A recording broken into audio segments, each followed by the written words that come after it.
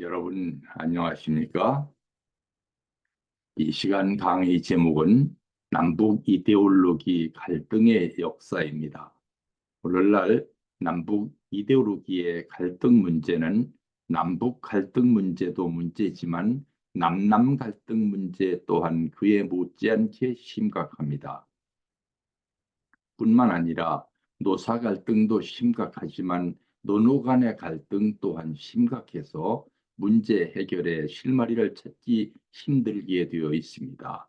이로 인해 지금 대한민국의 정치는 심각한 위기 상황에 봉착해 있는 것입니다. 지금 한국 사회는 부모와 자녀, 형제, 친구 관계에서도 서로 정치 문제에 대한 토론은 깊이 해야 할 만큼 정치 사상적 갈등이 심각한 상황입니다. 오늘 강의는 이 슬라이드에서 보시는 바와 같은 순서로 진행이 되겠습니다. 북한은 2024년 금년 7월 말에서 8월 초에 이르는 현재 평안북도 신의주, 의주, 자강도와 양강도 등에 엄청난 수해가 발생했다고 밝혔지만 한국 정부의 지원에 대해서는 완강하게 거부하고 있는 것 같습니다. 이 같은 남북한 갈등은 역사적으로 볼 때 전혀 새로운 사실이 아닙니다. 지금으로부터 60년 내지 70년 전에는 북한이 남한보다 월등하게 잘 살던 시절이 있었습니다. 이때는 북한이 남한을 향해서 온갖 지원을 제의했지만 남한이 이를 거부하면서 북진 통일을 외쳤던 역사적 사실이 있었습니다. 북한은 이때 남한에 전기를 주겠다고 제의하기도 했고 수재민 지원을 제의하기도 했었으며 식량 지원을 제의하기도 했었습니다. 이 슬라이드에서 보시는 바와 같습니다. 이산가족 상봉을 제의하기도 했었고 심지어는 청년 실업자들을 위해서 직장 알선을 제의하기도 했었습니다. 진심인지 전략 전술적 속임수였었는지 모르지만 하여튼 그런 시절이 있었고 그때는 남한이 지금의 북한의 김정은처럼 완강하게 거부했었다는 것입니다. 이 같은 거부의 배경에는 이데올로기적 이유 말고는 아무런 이유가 없었던 것입니다. 1984년에는 8월 31일부터 9월 4일까지 남한에서는 서울과 경기 일대에 많은 비가 내렸고 이로 인해서 사망자 189명, 실종자 150명, 부상자 103명, 재산 피해 약 2,502억 원, 이재민 23만 명이 발생하는 등 막대한 피해가 발생했습니다. 북한은 같은 해 9월 8일 북한 적십자회를 통해서 남한에 쌀 5만 석, 약 7,800톤과 옷감 50만 미터, 시멘트 10만 톤, 의약품 등을 지원하겠다고 공식적으로 제의했고 같은 해 9월 14일에 대한적십사사가 이를 수용했었습니다. 당시 한국 정부는 북한의 지원에 대한 보답의 명분으로 북한이 지원해준 금액의 100배에 달하는 가치의 전자제품, 손목시계, 양복지 등을 북한에 전달하기도 했습니다.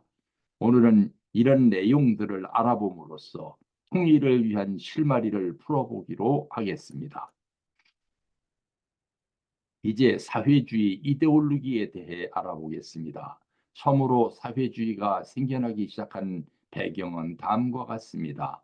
생시몽이라는 사람은 프랑스의 사상가, 경제학자였습니다. 그가 살았던 시대는 18세기 후반에서 19세기 초반까지였습니다. 귀족 가문에서 태어나서 계몽주의 사상의 영향을 받으면서 자라난 그는 오웬 프루동과 함께 공상적 사회주의자의 한 사람이었습니다. 그는 저서인 새로운 그리스도교회라는 책에서 종교가 가장 가난한 계급의 상태를 가장 빠르게 개선한다는 대의를 향해서 사회를 이끌어야 한다고 주장했습니다. 최초의 사회학자인 오기스트 콩트는 생시몽의 제자였었습니다.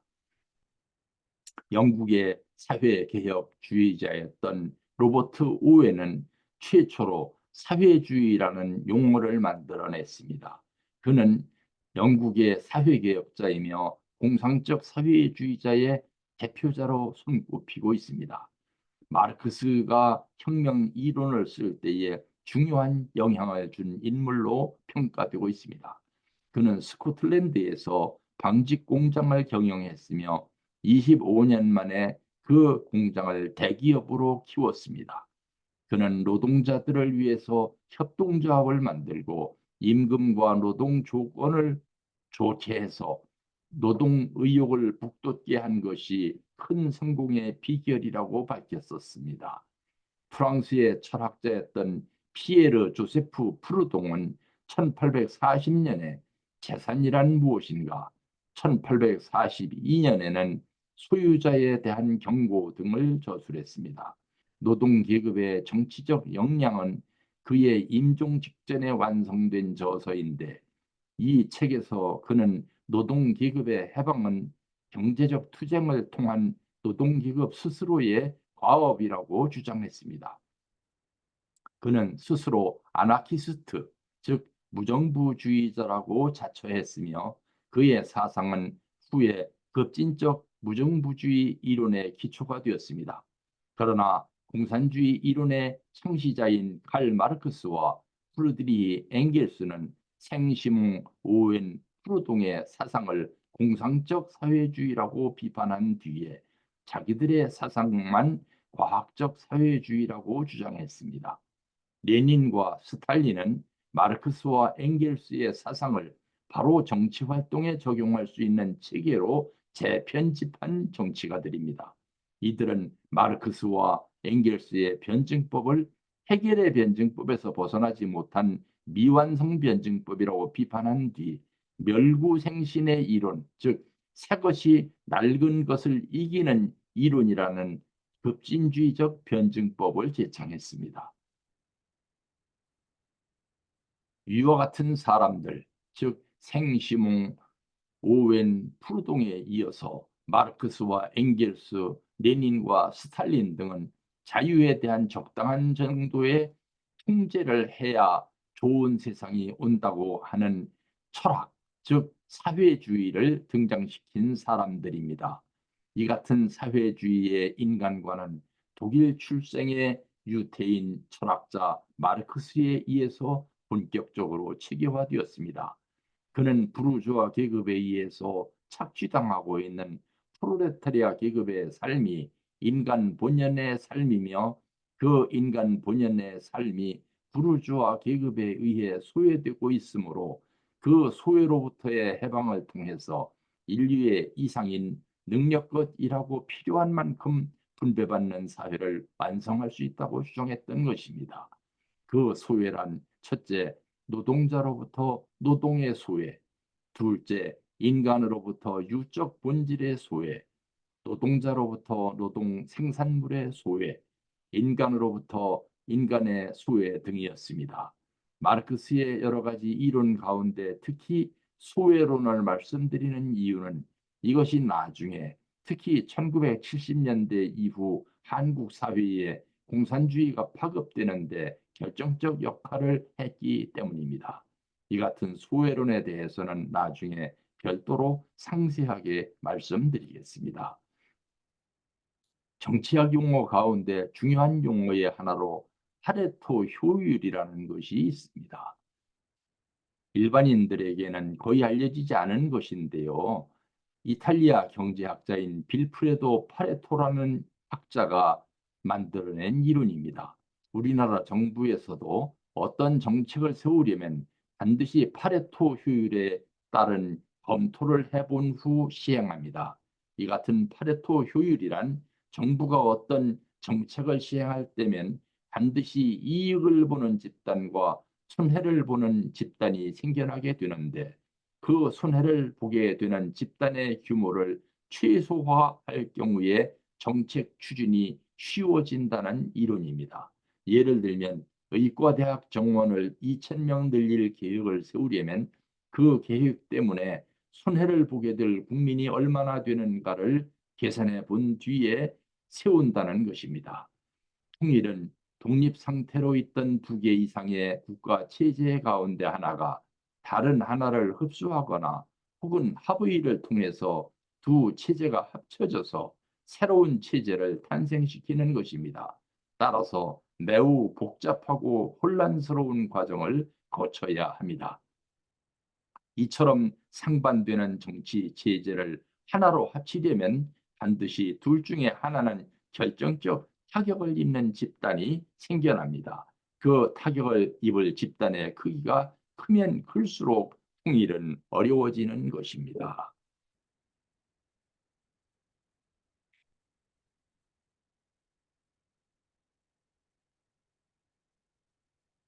한국 민주주의의 정치 사상사는 1898년 독립협회의 주도하에 개최되었던 만민공동회로부터 시작됩니다. 만민공동회란 열강의 이권 침탈에 대항하여서 자주 독립의 수호와 자유민권의 신장을 위해 조직된 조직이었으며 민중 대토론대회, 지금으로 말하면 공개 세미나였었습니다. 이승만은 이때 만민공동회의의 지도자였습니다. 1919년 4월 11일 중국 상해에서 임시정부가 수립되면서 처음으로 민주주의를 표방하는 정치가 출범했습니다. 당시 임시정부의 초대 대통령이 이승만이었습니다. 이 슬라이드에서 왼쪽에 보이는 사진은 좌익, 오른쪽에 보이는 사진은 우익 지도자들입니다. 좌익 지도자 가운데 박헌영은 북한으로 넘어가서 김일성 정부에서 외무부 장관을 맡고 있다가 김일성에 의해서 사형당했습니다. 조봉암은 남한에서 이승만 정부에 의해 사형당했습니다. 여운형은 남한에서 암살당했는데 그의 딸 연구 씨의 증언에 의하면 여운형은 중파분자, 즉 같은 공산주의자들에 의해 암살당했다고 합니다. 우익 지도자 가운데 이승만은 망명지인 하와이에서 사망했고 김구는 남한에서 안두희에 의해 암살되었습니다. 송진우는 남한에서 공산주의자 한현우에게 암살당했습니다. 참고로 말씀드립니다만 암살 일호는 김구도 여운형도 아닌 송진우였습니다. 여기에 수수께끼에 실마리가 있습니다. 박헌영은 남한에서 공산당 위원장을 맡고 있으면서 부르주아 민주주의 혁명론이라는 혁명을 표방했습니다. 부르주아 민주주의 혁명론이란 공산당의 세력이 미약한 후진국에서 공산주의자가 아닌 민족주의 지도자를 앞세워서 정부를 수립하고 공산당과 이 정부가 연립정부를 조직하는 전략입니다. 이에 따라 박헌영은 건국준비위원회를 조선인민공화국으로 바꾸면서 내각 명단을 발표했는데 초대 주석으로 이승만을 지목했던 것입니다. 이처럼 여운형의 건국준비위원회와 박헌영의 인민공화국, 한국민주당까지도 조선 최고 지도자로 이승만을 추대했습니다. 그 이유가 무엇일까요? 이승만에 대한 국민들의 지지도가 여타 지도자들에 대한 지지도에 비해 월등하게 높았었기 때문입니다. 이 같은 내용들이 지금 기록 영화 건국전쟁에 의해 드러나고 있는 것입니다. 좌익 언론인 미디어 오늘 2024년 2월 19일에 지적했듯이 이 영화 건국전쟁의 흥행은 그야말로 이변이었습니다. 일반적인 홍보 과정을 전혀 거치지 않고 자력으로 관객 몰이에 성공했기 때문입니다. 좌익 세력의 선전 영화였던 서울의 봄이 전개하고 있는 엄청난 광고 공작과는 전혀 다른 방법인 엄청난 관객을 동원하고 있었던 것입니다. 재미있는 것은 미디어 오늘조차 이승만의 토지개혁은 조봉암이 있었다고 있었기에 가능했다고 베끼고 있는 것입니다. 이 영화에 나오듯이 격변하는 정세 속에서 극대한 반대 투쟁과 대남 송전 중단 사태가 벌어졌습니다. 국립서울대학교 설립안 약칭 국대한 반대 투쟁은 다음과 같은 것이었습니다. 당시에 미 군정청은 경성제대를 비롯한 서울 지역 대학들을 통폐합해서 종합대학교인 국립서울대학교 설립을 계획했습니다. 좌익 계열 학생과 교수들은 터무니없는 명분을 내세우면서 이를 반대하는 동맹 휴교를 결의했고 그 휴교가 장기화되면서 서울대 교수들은 학생들을 대동하고 북한으로 넘어갔던 것입니다. 대남 송전 중단은 소련군이 미군 측이 전기요금을 내지 않고 있다고 비판하면서 1948년 5월 14일 갑자기 대남 송전을 중단한 사건입니다. 1945년을 기준으로 한반도의 발전 시설은 전체의 92%가 38선 이북에 있었습니다. 소련군은 1946년부터 북한의 인민위원회라는 사실상의 단독 정부를 세우고 토지 개혁까지 단행한 후 북한보다 2년 늦은 1948년 남한 단독 정부 수립이 진행되자 이를 방해하기 위해서 아무런 사전 경고도 없이 전기 공급을 일순간에 중단했던 것입니다. 이로 인해 그러지 않아도 빈약했던 남한의 대부분의 산업시설은 물론 관공서와 병원까지도 가동이 중단되었던 것입니다. 지난 2022년 대선은 남남 갈등의 현실을 적나라하게 보여준 것입니다. 0.73% 승리한 보수 우파 윤석열 대통령이 당선된 것입니다. 유럽 선진국에서는 이런 선거 결과가 나올 경우에는 전체 유권자 수의 과반수를 획득한 후보가 나올 때까지 재선거를 계속하도록 되어 있습니다. 게다가 문제는 진보 좌파 세력 또한 하나가 아니라는 것입니다. 그들 또한 이른바 PD 계열과 NL 계열로 갈라져 있었는데 전자 즉 PD는 고전적 마르크스 레닌주의를 따르고 있으며 후자 즉 NL 계열은 북한의 김일성 주체 사상을 신봉하고 있습니다. 이렇게 될 경우 생기는 문제는 노사 분규가 일어났을 경우 노사 문제만 있는 것이 아니고 노노 간의 갈등마저도 심화되어서 문제 해결의 실마리를 찾기 힘들도록 더욱 복잡하게 만드는 것입니다. 그러나 중요한 것은 이들 즉 NL과 PD가 평소에는 서로 싸우고 있다가도 중요한 당면 문제 즉 그들의 용어로 주요 모순이 발생했을 경우에는 전략적으로 다시 하나가 된다는 것입니다. 지금 한국의 좌익 세력은 1980년대 후반부터 그람시의 헤게모니 이론에 입각하여서 위로부터의 혁명을 추진하고 있는 것입니다. 즉 하층 민중들의 의사와는 아무 상관이 없는 혁명을 추진하고 있는 것입니다. 이들은 지금 각자 정의당, 통진당, 더불어민주당 등으로 갈라져 있지만 중요한 때는 전략적으로 단결하고 있습니다. 그람시 이론은 1988년 김대중 대통령의 이른바 국민의 정부가 출범하면서부터 크게 주목받기 시작한 것입니다. 한편 오늘날처럼 남북한이 이념적으로 극단적으로 분단된 계기는 1946년 북한의 토지개혁이었습니다. 요즘 남한에서 관객 수가 70만을 돌파하고 있다고 하는 영화 건국 전쟁의 핵심 내용 가운데 하나가 바로 이 토지개혁 문제입니다. 북한은 해방 직후인 1946년 2월 소련군 군정사령부 주도 하에 인민위원회라는 임시정부를 세우고 이 임시정부를 앞세워서 단 1개월 동안의 토지개혁을 완료했습니다. 이 토지개혁은 부자들의 토지를 무상으로 몰수해서 그 토지를 소용, 소농, 즉 가난한 농민과 고용농, 즉 머슴살이 하던 농민들에게 무상으로 분배했던 것입니다.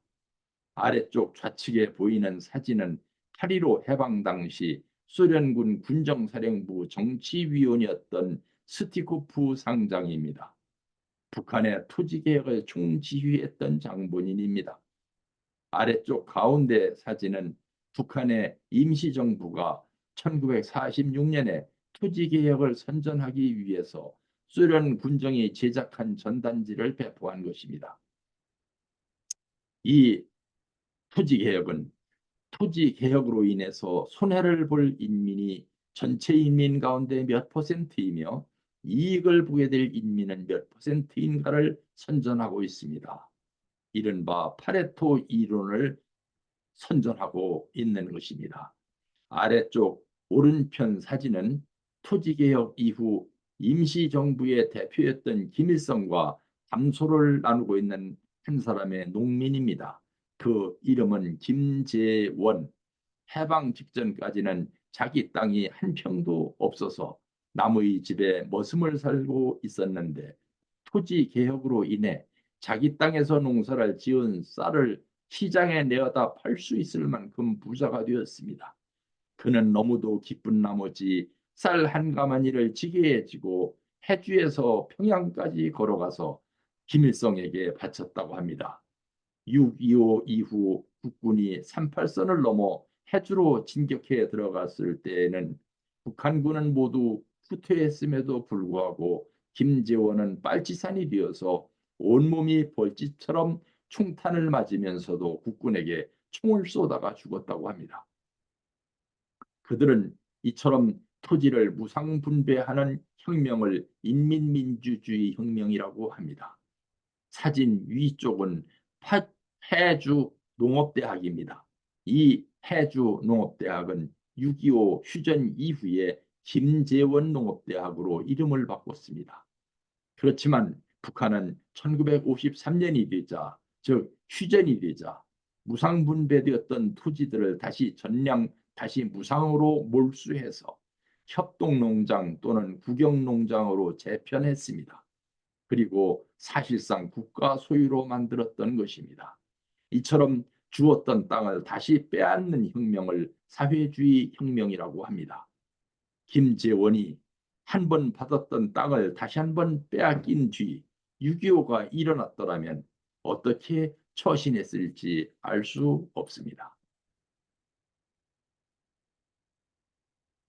원래 38도선 이북에 진주했던 소련군과 이남에 진주했던 미군은 모두 일본군 무장 해제를 위한 명분으로 들어왔던 군대였습니다.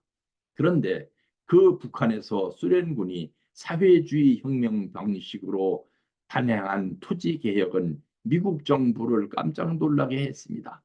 이승만은 그 토지 개혁이 완료된 뒤 3개월 후인 1946년 6월 전국 각지를 순회하는 도중 전라도 정읍에서 처음으로 단독 정부안을 밝혔습니다.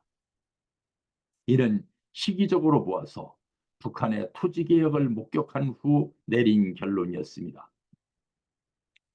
일부 남한 학자들은 이승만의 이 같은 결심이 미소공동위원회의 결렬을 목격한 뒤의 결정이었다고만 합니다.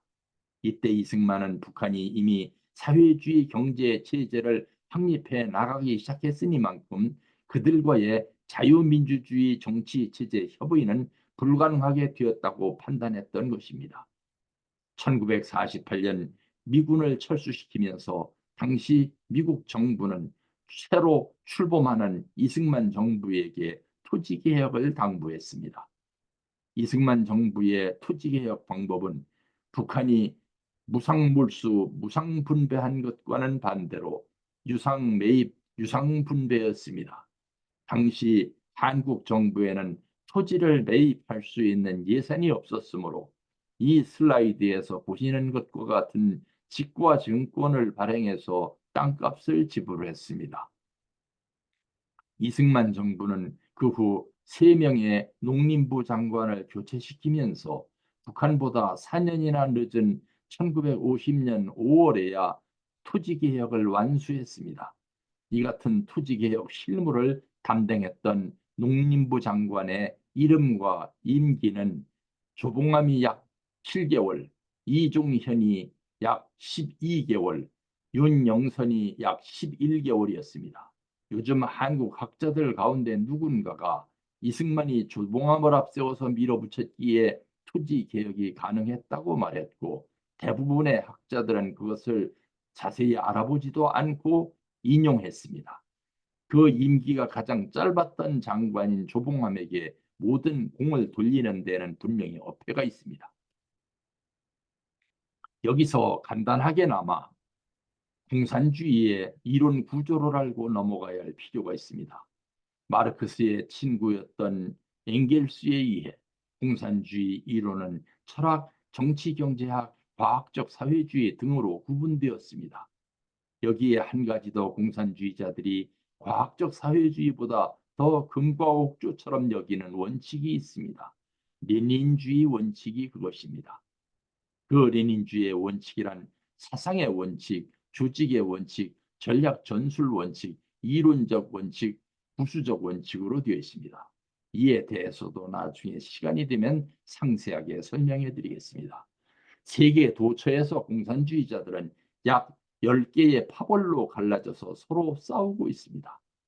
이 강의 서두에서 지적했던 NL과 PD도 마찬가지입니다. 그들의 철학과 정치경제학은 대동소이합니다. 그러나 과학적 사회주의, 즉 전략 전술론적 차이 때문에 서로 싸우고 있는 것입니다.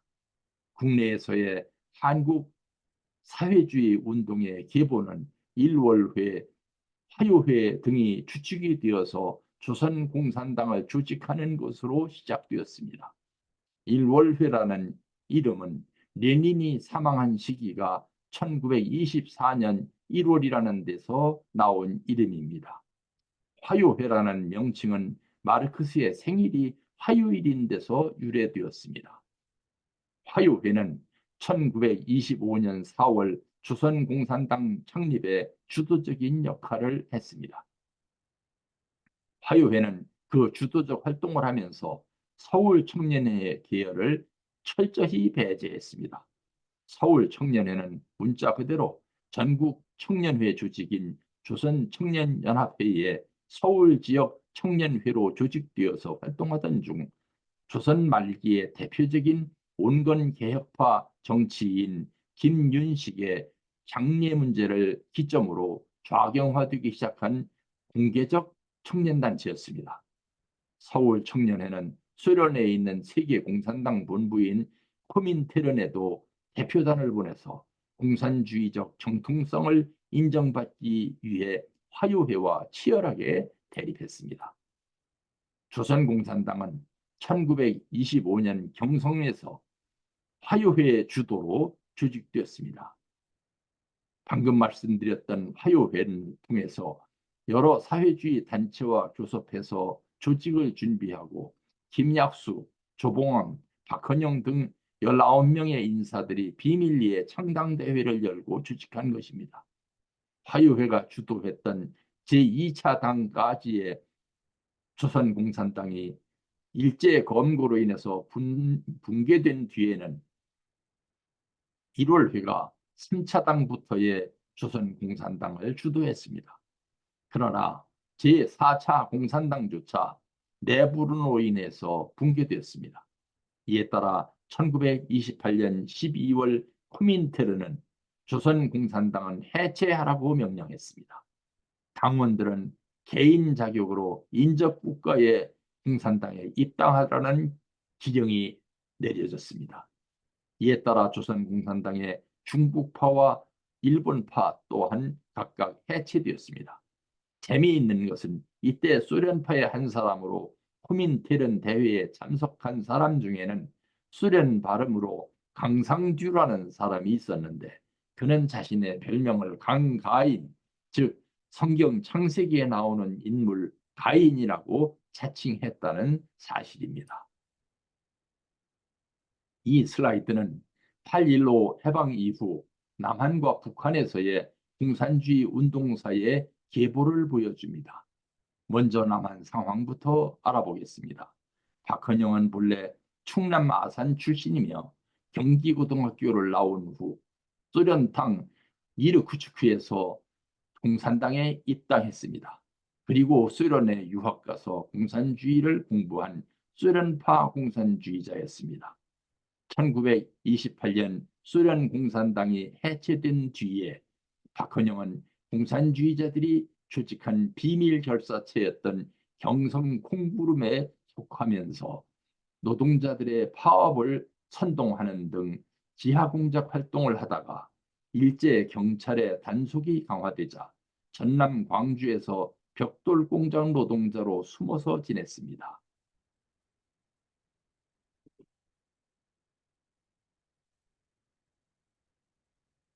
박헌영은 1945년 8.15 해방 직후 서울로 올라와서 같은 해 9월에 공산당을 재건했으며 이들을 재건파 공산당이라고 부릅니다. 해방 직후 건국준비위원회를 조직하면서 기세를 올렸던 여운형은 조직원이 5만 명이라고 허풍을 떨었지만 박헌영의 조선공산당이 조직되자 갑자기 그 힘을 잃어버렸습니다. 그리고 여운형은 1947년 4월 옛 서울 청년회 출신으로 장안파 공산당을 조직했던 이영과 함께 근로인민당을 조직했습니다.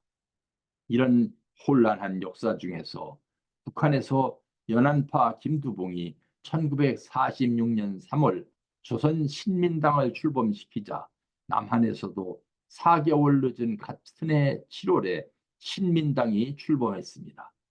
신민당이라는 이름은 중국 공산당 모택동이 이론 체계를 쓴 공산주의 이론 신민주주의를 신봉하는 정당이라는 뜻입니다. 이제부터는 북한에서의 상황을 설명하겠습니다. 코민테른에는 일국일당주의 원칙이라는 엄격한 원칙이 있었습니다. 한 나라의 공산당은 하나뿐이어야 한다는 것입니다. 1945년 9월 서울에서 이미 옛 소련파의 박헌영이 조선공산당을 출범시켰으므로 이보다 한 달 늦게 출범한 북한의 공산당은 조선공산당이라는 이름을 사용하지 못하고 조선공산당 북조선 분국이라는 이름을 사용해야 했습니다. 그리고 소련군 정사령부는 김용범이라는 사람을 이 공산당의 임시 책임자로 임명했습니다.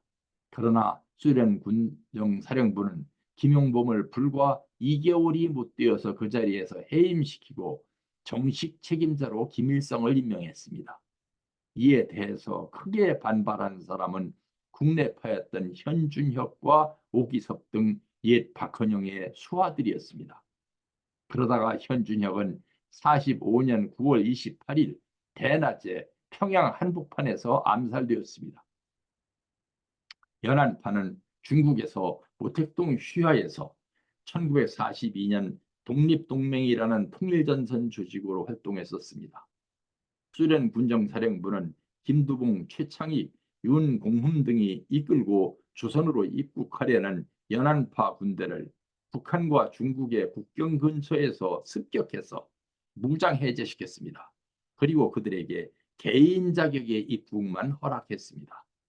그들이 입국 후 신민당을 조직한 것입니다. 이는 모택동이 표방했던 신민주주의에서 나온 이름입니다. 소련군은 1946년 8월 북조선 공산당과 신민당을 강제로 통합시켰습니다. 그리고 그 이름을 북조선 노동당이라고 붙여주었습니다.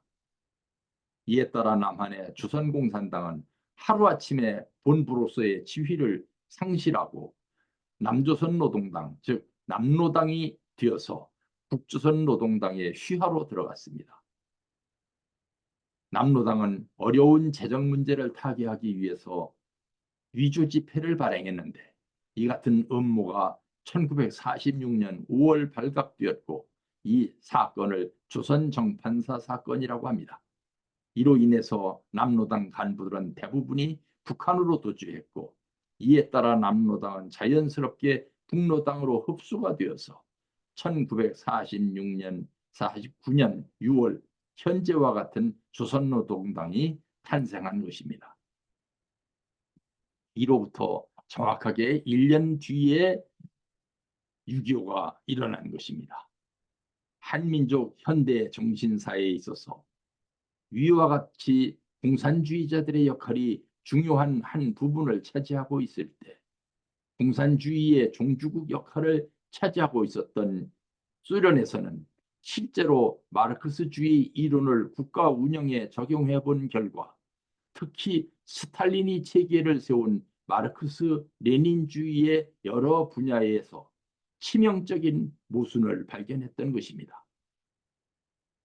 그래서 당시 소련의 국가원수였던 크루셰프는 스탈린의 개인 숭배 강요에 대해서 철저하게 비판하면서 1956년에서 1957년에 이르는 기간에 소련 전국 도처에 있는 철학자들을 모두 모아서 모스크바에서 마르크스의 유물사관에 대한 토론회를 열었습니다. 그 주제는 이른바 토대와 상부구조 논쟁이었습니다. 이에 따라 1958년에는 북한에서도 토대와 상부구조 논쟁을 포함한 철학 논쟁을 해야 했습니다. 그리고 크루셰프는 스탈린의 중공업 정책에 의해서 불구자가 되어버린 소련 농업을 회생시키려고 애쓰다가 1964년 브레즈네프의 쿠데타로 인해서 축출되었습니다. 그렇지만 브레즈네프 또한 경제정책에 대해서 묘안은 없었습니다. 브레즈네프는 1965년에 전국 경제학자 대회를 열었고 그 대회에서 경제학자들은 이제 더 이상 마르크스 경제학으로는 나라를 운영할 수 없다는 결론을 내렸습니다. 그리고 소련의 국가 경제학을 수리 경제학으로 바꿨습니다. 결국 소련에서 공산주의 철학과 정치 경제학이 부정된 것입니다. 그 충격은 엄청났습니다. 마르크스의 철학 이론과 정치 경제학 이론이 모두 소련에서 부정된 것이기 때문입니다. 학자들은 1965년 이전의 공산주의를 유토피아적 공산주의, 즉 비전을 갖고 있었던 공산주의라고 부릅니다. 반대로 1965년 이후 공산주의를 발전적 공산주의라고 부릅니다. 이제 더 이상 공산주의에 대한 환상이 없어졌다는 뜻입니다. 북한에서 주체사상이 본격적으로 체계화되기 시작한 것은 이 같은 혼란의 시기 바로 1965년이었던 것입니다. 그런데 이처럼 공산주의에 대한 환상이 사라졌을 무렵인 1968년 서유럽의 중심지인 프랑스 파리에서 새로운 형태의 공산주의 혁명인 68혁명이 일어나서 꺼져가던 마르크스주의 운동에 새로운 불을 지폈습니다. 그 68혁명은 유럽의 청년 대학생들에 의해서 주도되었고 그들의 사상은 유태인 철학자 헤르베르트 마르쿠세의 철학 이론이었던 것입니다.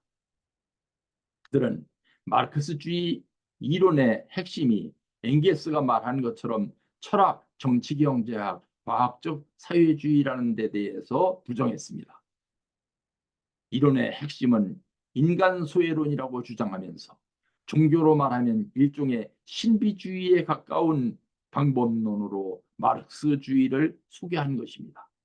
그들은 마르크스, 마오쩌둥, 마르쿠제를 3M이라고 존칭하면서 내적으로는 청년 문화와 스튜던트 파워를 외쳤으며 밖으로는 전쟁 반대 운동, 특히 베트남 전쟁에 깊숙이 개입하고 있는 미국을 비판하는 운동을 세계적으로 전개했습니다. 이 같은 그들의 운동은 자유세계 전체로 확산되었고 남한에도 청년문화라는 이름으로 유입되었습니다. 이것이 북한으로 들어가서는 황정엽의 사람 중심의 철학이 된 것입니다. 당시 남한 학자들의 학문적 수준은 얼마나 부박했었는지 마르크스의 책은 검서였지만 마르쿠제의 책은 양서 목록에 들어가 있었던 시절이었습니다. 이런 과정을 통해서 한국 대학생들의 좌익 사상은 프랑크푸르트 학파 이론을 통해 다시 마르크스 레닌주의로 부활되었고 1980년대 후반부터는 주체사상으로 옮겨가게 된 것입니다. 이 같은 이론적 파라독스는 그 후에도 1991년 소련이 붕괴되고 북한이 고난의 행군으로 들어갔을 때임에도 불구하고 이른바 내재적 방법론이라는 이상한 이름으로 주체사상을 온전시켰던 것입니다. 이제부터는 남한 내부에서 1970년대 후반부터 좌익 사상이 급속하게 전파된 경로를 알아보겠습니다. 사회변동이론, 즉 소셜 체인지 시오리로 볼 때 어느 나라에서든지 그 나라의 경제가 발전되면 반드시 2차 산업에 종사하는 공업노동자, 즉 프롤레타리아의 숫자가 급증하게 되어 있습니다. 그 사회에서는 반드시 노동운동이 일어나게 되어 있습니다. 참고로 말씀드립니다만 공산주의자들은 농민을 문명시대의 야만계급이라고 비난하면서 농민계급은 선진계급인 노동자계급의 지도를 받아야 한다고 주장합니다. 1979년 12.6 사태, 즉 박정희 대통령이 사망하기 이전 운동권 학생들은 각 대학마다 독서회를 주직하고 공산주의 비판 서적을 교재로 삼아서 공산주의 이론을 공부하고 있었습니다. 12.6이 일어나자 그들의 노선은 박정희 대통령 시대에 교도소에 수감되었다가 석방되어 나온 세력과 교도소에 수감되지 않았던 세력으로 갈라졌습니다. 이들의 주장은 현장 준비론과 투쟁 우위론으로 갈라졌는데 그 현장 준비론을 무림파라고 하고 투쟁 우위론파를 항림파라고 합니다.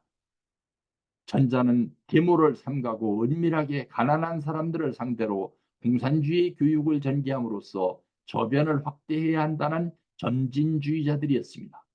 후자는 지금 당장 데모 현장에서 군부 독재와 싸워서 기선을 제압해야 한다는 급진주의자들이었습니다. 이들 전자와 후자 사이에 앞에서 말씀드렸던 것 같은 전략전술론 논쟁이 일어났던 것입니다. 다시 한번 말씀드립니다만 현장 준비로는 무리한 데모를 삼가하고 결정적 투쟁, 즉 공산주의 혁명을 준비해야 한다는 그룹이었습니다. 반대로 투쟁 우위로는 지금 당장 역량을 총동원해서 데모를 함으로써 전국을 주도해 나가야 한다는 입장이었습니다. 1981년 9월에는 학생, 교사, 회사원 등 22명으로 구성된 불법 서적 독서 및 공산주의 혁명계획 사건이 경찰에 의해서 부산에서 적발되었습니다. 제2의 항림 사건으로 불리웠던 이 사건의 변론으로 갑자기 유명해진 변호사가 있었습니다. 그 변호사가 노무현 변호사였습니다. 그와 함께 합동법률사무소를 운영했던 변호사가 한 사람 더 있었는데 그 변호사의 이름은 문재인 변호사였습니다. 1985년 4월에 전국의 대학생 대표 조직으로 전국학생총연합 전학년이 결성되고 그 산하 조직으로 삼민이념, 즉 민족통일, 민주쟁취, 민중해방의 실현을 목표로 삼는 민족통일, 민주쟁취, 민중해방 삼민투쟁위원회, 약칭해서 삼민투가 조직되면서 공산주의 전략전술론에 의해 정식적으로 체계가 잡힌 좌익 조직이 생겨난 것입니다. 이때부터는 학생들이 정통적인 마르크스 레닌주의로 이론이 정립된 형태로 공산주의 운동을 하게 되는 것입니다. 자민투, 정식 명칭 반미 자주화 반파쇼 민주화 투쟁위원회는 민민투, 즉 반제 반파쇼 민족 민주투쟁위원회의 투쟁 노선이 미온적이라고 비판하면서 전위 투쟁 조직의 필요성을 주장하고 북한의 대남 전략인 민족해방 인민민주주의 혁명론을 본따서 민족해방 민중민주주의 혁명론을 지도 이념으로 삼았습니다. 민민투는 국가 독점 자본주의론을 주장했지만 그 숫자가 많지 않았습니다. 이 같은 민민투와 자민투의 투쟁에서 결국 북한의 지원을 받는 자민투가 민민투를 압도하게 되었습니다. 그러나 그 후 자민투는 둘로 갈라졌습니다. 민족 해방을 중요시하는 NLD와 인민민주주의 혁명을 중요시하는 PD계로 갈라진 것입니다. 자민투의 NL계는 오늘날의 주사파가 되어서 민주당으로 들어갔습니다. PD계열의 투쟁 노선은 ALA, FPDR, 반제, 반파쇼, 민중민주주의 혁명론으로 나아갔습니다. 이들이 오늘날 정의당이 된 것입니다. 1980년대 전반에 이처럼 들불처럼 확산되고 있었던 좌익 학생 운동은 1980년대 후반이 되면서 서울 지역 명문대학에서 갑자기 힘을 잃기 시작했습니다. 왜냐하면 1987년에 대통령 선거를 중심한 국내 정치의 민주화가 되었고 1988년에는 88 서울올림픽 성공으로 인해 남북한의 국력 차이가 현저하게 벌어졌기 때문입니다. 그리고 소련과 한국에 1990년 한소 수국교가 있었고 1991년에는 소련이 붕괴되었기 때문입니다. 1992년에는 한국과 중국의 한중 수교가 성립되었습니다. 이로 인해서 서울의 이른바 인류대학에서는 더 이상 좌익의 투쟁 논리가 설득력을 잃어버리기 시작한 것입니다. 이에 따라서 운동권 학생들의 주도 세력이 이른바 이류대학으로 옮겨간 것입니다. 이때 중심 인물이 임종석과 임수경입니다. NLD는 그 후 1991년 결성된 민주주의 민족통일전국연합, 약칭 전국연합의 지역 지부인 성남연합을 중심으로 1997년에 경기 동부연합을 조직했습니다.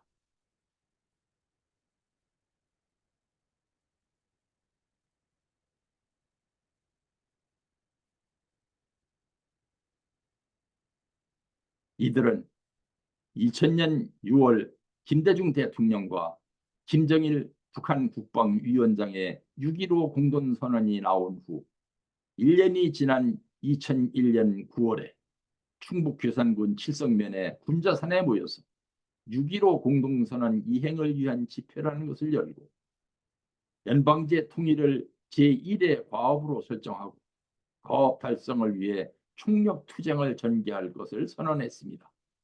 이 선언을 통해서 그 후 10년 동안 자신들의 목표와 실천 방안을 담은 9월 태제, 일명 군자산의 약속이 발표된 것입니다. 그리고 그들은 이같이 9월 태제에 따라 민주노동당에 대거 입당하기 시작했습니다. 그리고 2004년 전당대회에서 NL계가 민주노동당의 당권을 장악한 것입니다. 이때 중심인물이 이석기였습니다. 이재명은 사법연수원 시절에 노무현 변호사의 연설을 듣고 이른바 인권변호사가 되었으며 경기도 성남에서 변호사 개업을 하면서 동부연합과 인연을 맺은 것으로 알려졌습니다. 제3공화국에서 민간인으로서 대표적인 좌익 통일운동가는 문익환 목사였습니다. 그는 1975년에 자기 친구이며 사상계 잡지 발행인이었던 장준하 씨의 의문사 사건을 계기로 민주화 운동에 투신했다고 합니다.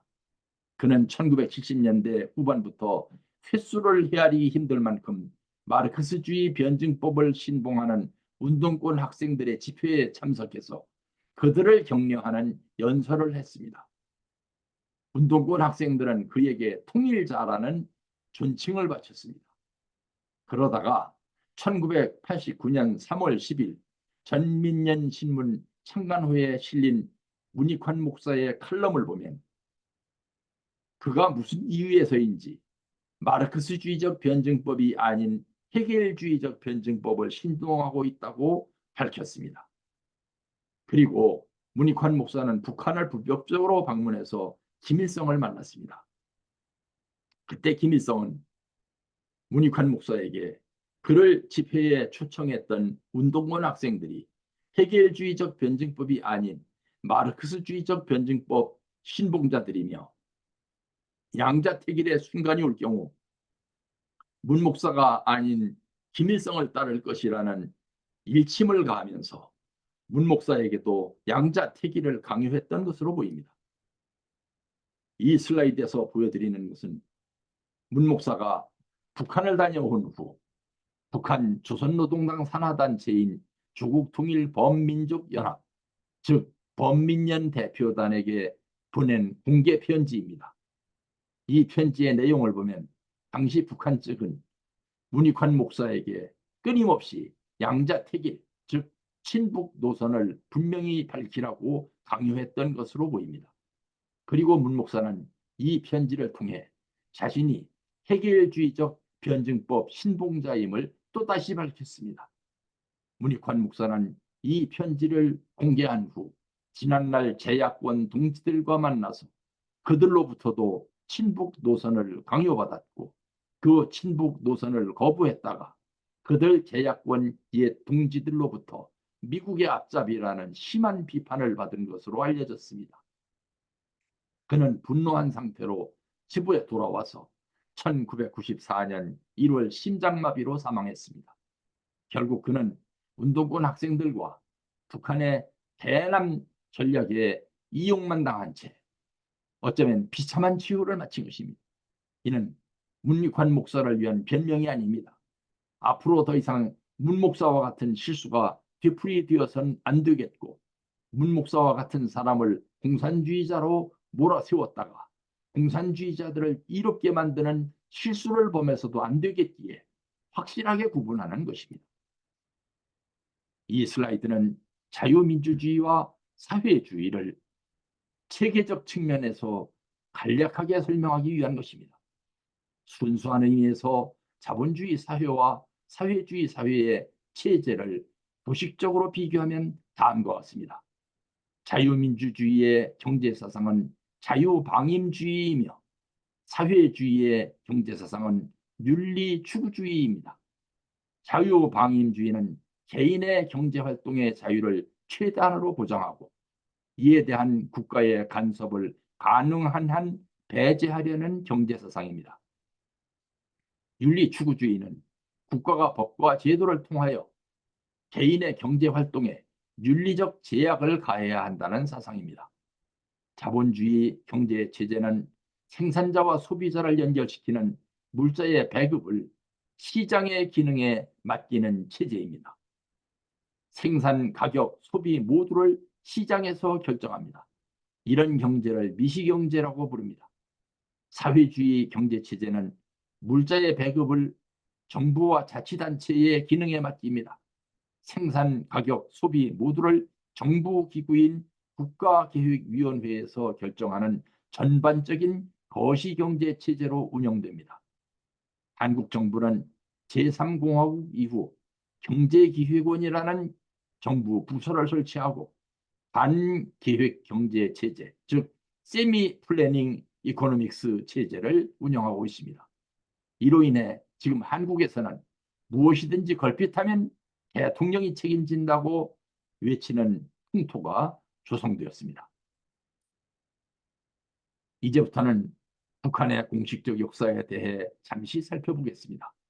북한의 공식적 역사 기록 자료에 따르면 북한 정치는 1945년에서 1953년까지의 인민민주주의 체제로 운영되다가 1953년부터 1958년까지는 사회주의 체제로 전환하기 위한 준비 기간을 거쳤습니다. 이 같은 사회주의 혁명을 위한 준비 체제가 1972년까지 운영되었습니다. 1972년 말부터는 사회주의 헌법을 선포하고 사회주의 체제로 진입했습니다. 지금 북한은 1990년대부터 구소련 동구 사회주의 국가들에서 사회주의가 몰락하자 우리식 사회주의라는 용어를 사용하고 있는 사회주의 체제입니다. 2024년 현재 북한 헌법은 1948년 인민공화국 헌법을 채택한 이래 2019년 8월까지 15차에 걸쳐서 개정된 헌법입니다. 1970년 제5차 당대회 규약에서 주체 사상을 명시한 후에 2년 동안 정세를 살펴보다가 헌법에 주체 사상을 집어넣은 것입니다. 이때 당 규약 내용은 마르크스 레닌주의를 북한 현실에 맞도록 창조적으로 적용한 주체 사상이라고 했습니다.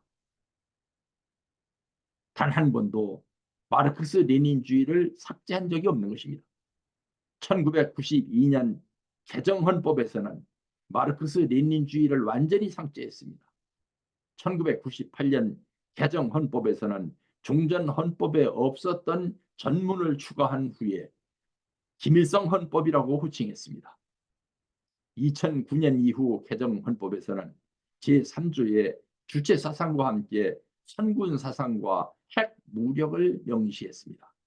이처럼 노동당 규약과 헌법이 다른 형태로 나아가는 정경분리 원칙을 북한이 시작했던 것입니다.